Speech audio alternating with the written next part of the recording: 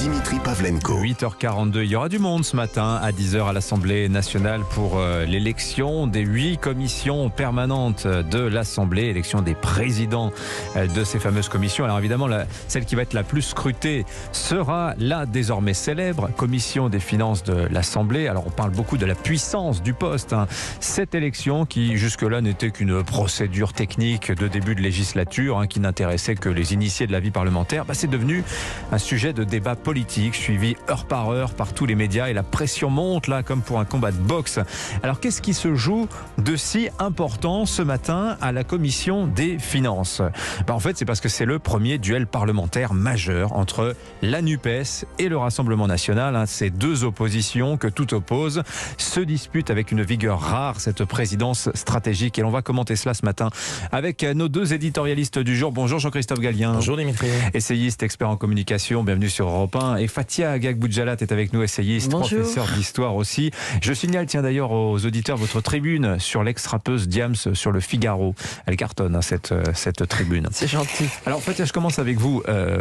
Quel est l'enjeu pour nos deux oppositions, la NUPES et Rassemblement national, pour cette présidence de la commission des finances ? Qu'est-ce que chacune de ces oppositions cherche à conquérir à travers cette présidence de la commission des finances, d'après vous ? Vous savez, la présidence des finances est très importante puisque l'un des actes les plus importants d'un gouvernement, c'est présenter un budget et le faire adopter. Et d'ailleurs, les seuls députés, le RM, qui avaient été exclus, c'est ceux qui avaient refusé de voter le budget. Donc ça permet vraiment de bloquer le gouvernement et puis ça permet d'avoir accès à des informations sur les finances de l'État. Et cette course folle de la dette, aussi sur les grandes fortunes, sur les grandes entreprises. Et c'est l'AFI qui en a fait un enjeu extrêmement idéologique, en donnant l'impression qu'ils allaient s'en servir pour jouer les Elliott Ness du fisc. Oui. Voilà. Je recherche, comme disait Jean-Luc Mélenchon, un poste de combat. Un poste de combat, un poste stratégique pour les informations, puis aussi un poste doté de pouvoirs énormes et aussi de moyens énormes, parce qu'il ne faut pas se leurrer. Eric Woerth, sur votre antenne tout à l'heure, il est content d'être questeur parce qu'il va être très bien payé, qu'il va avoir énormément d'avantages, notamment en nature. Voilà, c'est des postes de prestige, c'est des postes qui drainent des moyens très importants. C'est 12 000 euros par mois le questeur, je signale comme ça à titre indicatif, je n'y mets pas du tout de charge particulière. Alors, Jean-Christophe Gallien, la France insoumise, un poste de combat, un contre-pouvoir Emmanuel Macron pour cette présidence de la commission des finances, et le RN, qu'est-ce qu'il cherche lui, le RN ? C'est évidemment le négatif, c'est-à-dire qu'on cherche de la légitimation, c'est la réalité du Rassemblement national. Pour le coup, c'est dans la stratégie, vous savez, d'entrer dans le monde classique de la vie politique. Légitimement, on a un groupe politique, maintenant un groupe parlementaire très imposant, et puis maintenant, effectivement, le poste institutionnel par excellence. Moi, je suis moins d'accord sur l'idée que c'est une arme de guerre, ça vient embêter un gouvernement au cœur du dispositif, au cœur du moteur, mais en réalité... Ça peut l'accompagner aussi. Ça peut l'accompagner. On voit bien d'ailleurs que M. Woerth, il a commencé par être un opposant, puis il est devenu un ami. Et souvent, dans les trajectoires des présidents de commission des finances, d'ailleurs en réalité ils sont souvent au début de mandat très agressifs, très vigilants, puis à la fin ils finissent bizarrement par devenir très complaisants. C'est quand même quelque chose qui est assez vrai dans la durée. Depuis que Nicolas Sarkozy a imaginé cette possibilité démocratique, très intéressante, non pas de blocage, je suis pas tout à fait d'accord, mais en tout cas d'accompagnement et de contrôle. Et ça c'est très important. Et là pour le RN, à la différence de la France insoumise qui veut une tribune, la France insoumise elle veut une tribune démontrant la radicalité de ses positions, démontrant son poids numéro 1 d'opposant au macronisme dans tous les sens, et puis de vigilance, encore une fois, on l'a parlé, fiscale, c'est presque de l'inquisition lorsqu'on l'entend. De l'autre côté, on a quelque chose qui va être beaucoup plus, légitimation, quasiment l'opposition réaliste. Vous voyez ce que je veux dire ? On est quelque chose qui vient là-dessus. Et donc, on est vraiment dans deux démarches très différentes. Alors, vous nous avez présenté donc les enjeux autour de cette élection. Alors, il se trouve que le plus attaqué des deux candidats, c'est Éric Coquerel pour la France insoumise, qui se défend en fait des accusations portées contre lui. On l'imagine comme ça faire des descentes à Bercy pour transmettre des dossiers fiscaux à Mediapart. Écoutez ce qu'il disait au micro d'Europe 1, Éric Coquerel. Non, je rassure tout le monde. Moi, je ne vais pas me servir de la présidence de la commission des finances pour des intérêts particuliers ou je ne sais quel vendetta politique. C'est pas ça l'objet. Par contre, oui, on va se servir de ce genre de principe possible par exemple, faire des commissions d'enquête sur l'évasion fiscale. Récemment, vous le savez, McDonald's a été pris la main dans le sac avec plus d'1 milliard grâce notamment à des avocats comme Eva Joly. Je pense que ça pourrait être le rôle de la commission des finances de travailler un peu plus sur ce sujet. Mais ça, c'est le propre d'une opposition politique. C'est pour ça qu'on a estimé que le président de la commission des finances devait être d'une opposition politique et non pas compatible avec la majorité ou avec le même système. Voilà, donc je l'assumerai, mais que les gens se rassurent, je n'aurai pas de ligne directe avec je ne sais quel média. Voilà, donc pas de ligne directe avec je ne sais quel média, mais on peut pas compatible avec le système. On peut commencer par dire quand même qu'encore une fois, c'est un homme qui prend la place d'une femme. La candidate pressentiste est Valérie Rabault, qui était reconnue pour son expertise dans le domaine des finances et dans le domaine de l'économie. Et elle a été jetée sous pression d'Olivier Faure au bénéfice de quelqu'un dont on ne connaît absolument pas la compétence, on sait juste qu'il vitupère, on sait que c'est lui qui est à l'origine du changement de stratégie, l'inflexion de stratégie de Mélenchon en direction des quartiers. Voilà, c'est quelqu'un qui parle difficilement, qui tient difficilement une conversation sans parler de la Palestine. Voilà, qu'est-ce qui le prédisposait à avoir ce poste qui demande une technicité quand même, c'est pas rien les finances. Alors il a eu son bac en candidat libre à 25 ans, Éric Coquerel, c'est un peu tardif, mais en fait il a un CV assez comparable à celui du jeune Louis Boyard qu'on a découvert à l'Assemblée ces derniers jours. Il a dealé lui aussi ?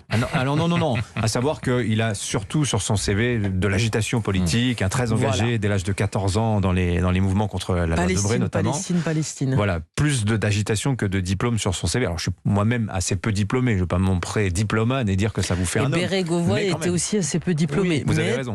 Et puis il y a quand même un élément très, très fort dans le poste de la commission des finances, c'est-à-dire qu'il y a aussi une équipe des administrateurs de l'Assemblée nationale, des gens qui sont là pour travailler, pour accompagner le travail. C'est après un positionnement politique très différent. D'un côté, on a finalement quelqu'un qui se présente. Alors il fait mine de faire machine arrière parce que il y a eu tellement de mouvements autour de lui que le positionnement de commissaire politique, si vous voulez, d'inquisiteur, ça fait un peu beaucoup. Et je ne crois pas d'ailleurs que ça soit tenable dans la durée. Ça va l'être quelques mois, quelques semaines certainement. En tout cas, la première édition, vous l'avez dit, la première procédure budgétaire sera celle qui sera la plus regardée. Ça sera le vrai moment politique si c'est lui qui devient président. De l'autre côté, on a quelqu'un qui va vouloir affirmer de l'expertise. On est dans deux trajectoires très différentes. Encore une fois, commissaire politique de l'autre côté, expertise de l'autre, et compatibilité dans le réalisme gouvernemental. C'est un positionnement politique différent et très différent, avec des stratégies d'ailleurs qui impliquent de l'aide ou pas d'acteurs qui sont secondaires aujourd'hui, les Républicains. On verra quelle position. Alors voilà, parce que c'est toute la question. Ils ont un candidat aussi, eux. Alors une candidate. Effectivement, alors qui a été Éric Woerth en a parlé tout à l'heure. Pour le Rassemblement national, le candidat s'appelle Jean-Philippe Tanguy, je le précise. Alors lui, il est ESSEC, Sciences Po, très diplômé, donc c'est la respectabilité même. Et il se trouve qu'hier, il s'est passé quelque chose très intéressant, Fathia Agag, c'est que, en l'occurrence, la NUPES, lors du vote pour les 6 vice-présidences de l'Assemblée nationale, la NUPES a dénoncé l'existence d'une entente secrète entre les Républicains et le Rassemblement national. Ces deux-là se seraient entendus pour se partager les postes. Alors, voilà ce qu'on a entendu dans la bouche des élus de la gauche, à savoir que l'œuvre de banalisation de l'extrême droite se poursuit et on relance comme ça, on réactionne l'imaginaire d'un antifascisme très puissant. Les fascistes ne passeront pas à l'Assemblée nationale. Je les trouve très ingrats parce qu'au niveau de la volatilité de l'électorat, on a vu que l'électorat du RN et l'électorat du LFI se confondaient extrêmement souvent et que les uns pouvaient voter pour les autres, pour les candidats des autres extrêmement facilement. Donc ils sont assez ingrats. Et on voit qu'un des ressorts de leur agitation politique, ça va être en l'occurrence par exemple le complotisme. Voilà, en imaginant des ententes. Oui, les députés qui sont là sont censés dépasser leur appartenance de temps en temps à leur parti pour et faire des choix qui vont concerner 5 ans de législature. Il y a 89 députés. S'il y a 89 députés, c'est pas idiot et injuste et inacceptable qu'il y ait des vice-présidents. Vous pensez qu'ils n'ont pas compris ce que c'était d'être député de la nation ? Ils ont tout à fait compris, mais encore une fois, ils ont un problème ils ont un problème d'adolescence ou d'hormones. C'est-à-dire qu'ils continuent à agir et à penser dans la configuration où ils étaient un petit groupe de 13, pas de 13, de 17, voilà, qui avait très peu de marge de manœuvre, qui devait faire du bruit, à défaut de faire des textes, à défaut de peser sur les arbitrages. Et là, j'ai l'impression qu'ils vont garder ce ressort-là, alors que numériquement, Ils peuvent faire autre chose et ils doivent absolument gagner ce pari, devenir eux-mêmes des techniciens et devenir respectables. C'est-à-dire ils doivent arrêter d'être dans l'agitation et l'invective. Mais si on élargit, Jean-Christophe Gallien, est-ce que dès lors que le Rassemblement national a 89 députés, est-ce qu'ils doivent rester infréquentables? Est-ce qu'ils peuvent rester infréquentables? Est-ce qu'on peut continuer à tenir ce discours avec un Parlement quand même composé de 89 députés du Rassemblement national? Ouais, je crois que tout à l'heure, ce qui est dit là, c'est faire injure à une partie significative des Français. Et puis vous avez raison, parce que qu'est-ce qui se joue dès maintenant finalement? C'est l'après-Macron. Réellement, c'est ce qui se joue. Je veux dire, et d'ailleurs, c'est tout le dilemme d'Emmanuel Macron. C'est-à-dire, c'est 5 ans, ouais, pourquoi?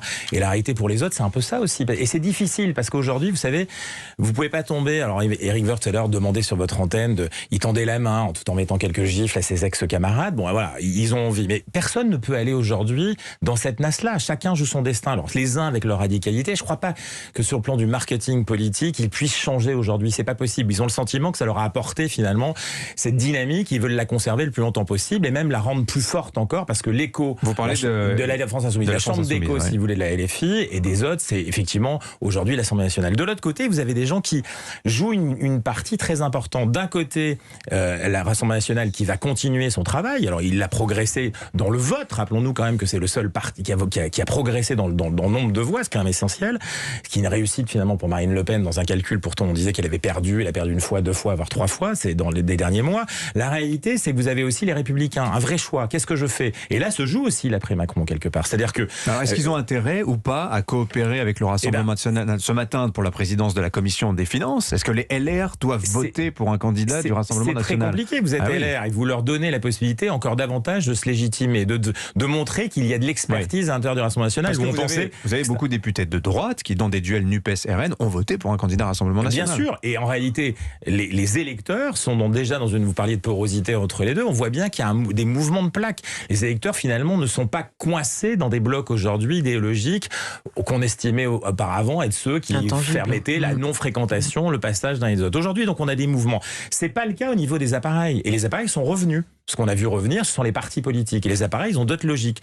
La préparation de ce qui vient pour la suite. La suite, c'est les prochaines élections, parce que c'est comme ça que ça marche. On est là pour ça. Et pas forcément, d'ailleurs, pour gouverner et devenir dans la ils anticipent un peu la dissolution, moi, je pense. C'est pour ça qu'il s'agit autant. Je crois qu'on a compris que le temps long était essentiel. Le temps long, c'est la préparation, encore une fois, de ce qui vient dans cet après-Macron. On est déjà, finalement, dans l'après-Macron aujourd'hui. Vous dites, Fatia, ils anticipent la dissolution. Mais qui anticipe la dissolution? Moi, je pense que les députés, que ce soit RN ou France Insoumise, restent dans cette logique, surtout la France Insoumise, de vraiment se distinguer et puis de vraiment exister, parce que ils ne pensent pas que cette législature va durer 5 ans, ça j'en suis persuadé. Ils sont toujours en campagne, voilà, et de toute façon, ça va avec leur côté révolutionnaire. Voilà, c'est des gens qui sont dans le côté révolutionnaire. Et vous parlez de l'après-Macron, ça c'est le gros souci, c'est qu'en fait, en ne se représentant pas Macron, puisqu'on n'a plus cette hypothèque-là, ben en fait, il y a moins d'autorité. Il obtient moins d'autorité, moins d'adhésion. Et il est en perte de vitesse. Le même syndrome qu'aux États-Unis avec le président d'un 2e mandat. Il faudra pouvoir être candidat perpétuel. Il va devenir un président l'équivalent de fainéant. Barack Obama, 2e mandat. C'est-à-dire que l'autorité sur son propre mouvement est quasiment achevée. Et d'ailleurs, l'après-Macron a déjà commencé à l'intérieur de sa constellation à lui. Ouais. Et c'est là l'enjeu. Et donc finalement, les choix politiques ne sont pas des choix, encore une fois, de gouvernement ou d'opposition parlementaire. Ils sont des choix politiques, de marketing politique et électoral qui sont ceux des prochaines années. Je ne suis pas certain qu'ils anticipent la dissolution. Ils savent que par contre, il faut être prêt pour chaque élection aujourd'hui, ce qui a été leur manque pendant des années. Il y a le cas de Yaël Braun-Pivet, c'est vrai, la nouvelle présidente de l'Assemblée nationale. Sa candidature était un acte d'indépendance. On sait qu'Emmanuel Macron n'y était pas favorable. Exactement. Elle a bravé l'interdit, le veto présidentiel. Elle a pu être élue. Certains me disent « Oh, Macron, c'est fantastique, il a nommé une femme Premier ministre. » Et puis, Yaël Braun-Pivet, la première femme présidente de l'Assemblée nationale. C'est simplement parce que Ferrand a échoué. Voilà, donc ça reste un club de braguettes autour de Macron. L'expression vient d'un de ses proches. Et une femme est là, en fait, toujours par accident et par effraction, comme vous venez de le dire. C'était une anomalie, mais peut-être là, enfin, il va y avoir du sport pendant cette législature. Ça va être moins ennuyeux parce qu'on avait vraiment une armée de Playmobil, le doigt sur la couture avec LRM. Combien de temps va-t-elle durer, cette législature? En tout cas, vous avez posé la question l'un et l'autre ce matin. Merci d'être venu nous voir ce matin, Fatia Boudjalal. Je rappelle votre tribune sur l'ex-rappeuse Diams et sur le Figaro cette semaine. Et Jean-Christophe Gallien, essayiste, expert en communication. Bonne journée tous les deux. Merci.